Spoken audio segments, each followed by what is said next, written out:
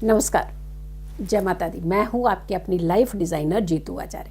जैसे जैसे साल ख़त्म हो रहा है ना, हम चाह रहे हैं कि हमारी समस्याएं जो है ना वो भी ख़त्म हो जानी चाहिए और कुछ ऐसी ही संभावनाएं भी बनती हैं। कुछ ऐसे ही इवेंट और त्यौहार भी आते हैं, पर्व भी आते हैं, कुछ ऐसे व्रत आते हैं जो कहीं ना कहीं हमारी नेगेटिव एनर्जी और पिछली पुरानी एनर्जी जो कहीं ना कहीं हमें बॉदर कर रही होती है उसे ख़त्म करने का भी एक रास्ता बनाते हैं। साल 2024 की आखिरी एकादशी, पौष महीने की एकादशी, जो कि सफला एकादशी व्रत है, ये हमारी जिंदगी में बहुत सारी चीज़ों को तो अच्छा भी करती हैं, लेकिन वहीं हमारी जिंदगी का कुछ ऐसा क्लटर खत्म करती हैं जो हमारी जिंदगी में आकर के हमारे बार बार अड़चनों का सामना करवाती हैं। यानी कई बार जाने अनजाने में आपसे कुछ गलतियां हुई, कुछ चूक हुई, किसी को सता कोई और रहा था, आप उसके भागीदार बन गए।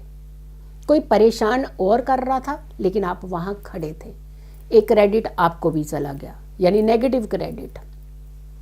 किसी की रोजी रोटी छीनने का किसी ने बीड़ा उठाया, कदम उठाया, लेकिन आप उसमें कहीं ना कहीं डायरेक्ट इनडायरेक्ट इन्वॉल्व हो गए।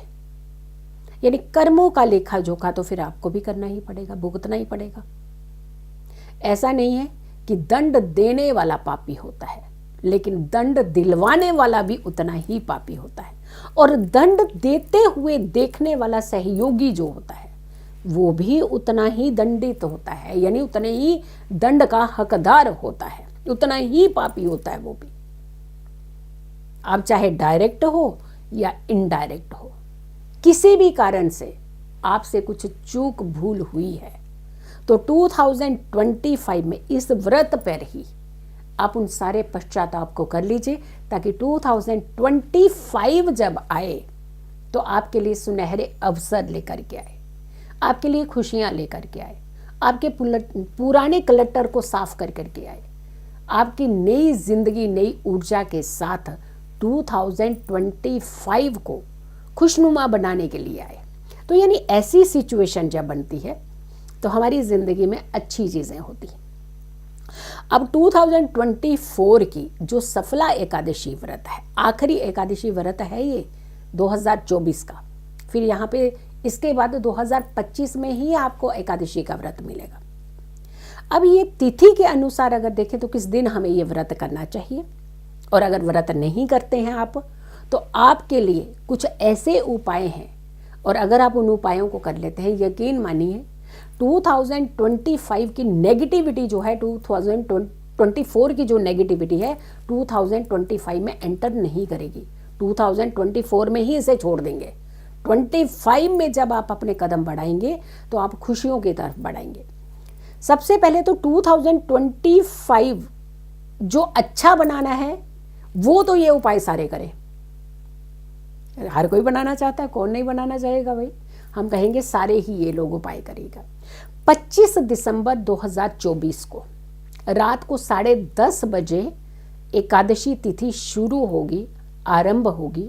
यानी 25 को तो आप ये व्रत नहीं रख पाएंगे, और फिर 26 नहीं 27 की अर्ली मॉर्निंग में जा करके, ये भी कह सकते हैं, या फिर 26 की मध्य रात्रि भी कह सकते हैं आप, 12:44। वैसे 12 बजने के बाद दिन बदल जाता है ना, जैसे तो 44 मिनट हो गया, आगे 24:44 हो गया। यानी तो कहने का मतलब यह है कि मध्य रात्रि भी कह सकते हैं इसे, जहाँ 27 की सुबह भी कह सकते हैं आप इसे। तब जा करके ये तिथि जो है एकादशी की समाप्त होगी। यानी आपको जो एकादशी का व्रत करने का मौका मिला, पूर्ण एकादशी, सुबह से लेकर के रात्रि तक एकादशी जो है वो 26 तारीख को पड़ रही है। इसमें उदया भी है, और इसमें जब सूर्य अस्त होगा तब भी एकादशी है, रात्रि में भी एकादशी है। यानी 26 तारीख को आपको ये व्रत करना है। और दूसरा, ये साल की आखिरी एकादशी का व्रत होने से ये और भी ज्यादा महत्वपूर्ण हो जाता है। हमारे कदम इंग्लिश कैलेंडर की बात कर रहे हैं, 2025 की तरफ बढ़ेंगे। मंगल का साल बन करके आ रहा है, तो ऐसे में बहुत सारे लोगों के अंदर उत्तेजना और गुस्सा, क्रोध भी ये सब बड़े रहेंगे। लेकिन जब आप इस तरीके के उपाय जो हम विधि विधान से बताएंगे करिएगा, एनर्जी क्रिएट करिएगा, तो वहाँ आपकी नेगेटिविटी भी खत्म होगी। तो सबसे पहले तो आप भगवान विष्णु का तो ध्यान कीजिए, क्योंकि सारे लोग ही भगवान विष्णु का ध्यान करते हैं, माँ लक्ष्मी का ध्यान करते हैं सिर्फ धन पाने के लिए। लेकिन हम ये कह रहे हैं कि कर्मों को सुधारने के लिए कीजिएगा। आप कर्म सुधरे तो समझ लीजिए आपका जीवन सुधर गया। जब हम नेगेटिव रहते हैं तो कोई चीज़ को हम ढंग से हासिल नहीं कर पाते हैं, लेकिन जब हम पॉजिटिव होते हैं तो किसी भी कार्य को करने में सामर्थ्य रखते हैं, सक्षम होते हैं। तो आपने सबसे पहले भगवान विष्णु की आराधना कीजिए, माँ लक्ष्मी की आराधना कीजिए, श्री कृष्ण का ध्यान कीजिएगा, इस पर भगवान भोलेनाथ की आराधना कीजिएगा।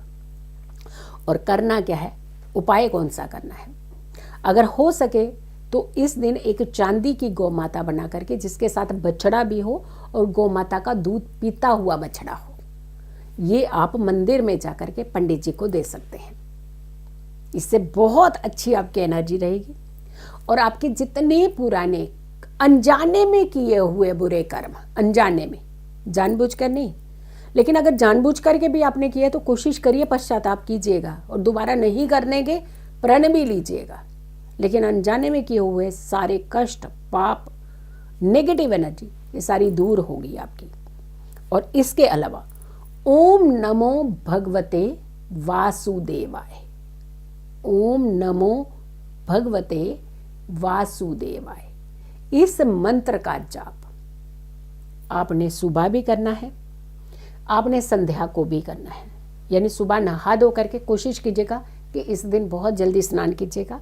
वैसे सर्दियों का मौसम होता है तो जल्दी उठते नहीं है, स्नान करते नहीं है, लेकिन जब हमने अपना पुराना क्लटर हटाना है, जब हमें पुरानी नेगेटिव चीज़ों को हटाना है, तो थोड़ा सा समय का ध्यान आपको रखना होगा।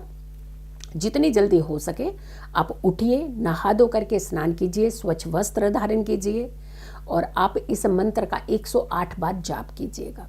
और फिर दूसरी बार संध्या के टाइम पे जब सूर्य अस्त हो रहा होता है, उस समय आप इस मंत्र का जाप कीजिएगा। आपकी सारी नेगेटिव एनर्जी जो है वो दूर होगी, आपकी पॉजिटिव एनर्जी अच्छी होगी।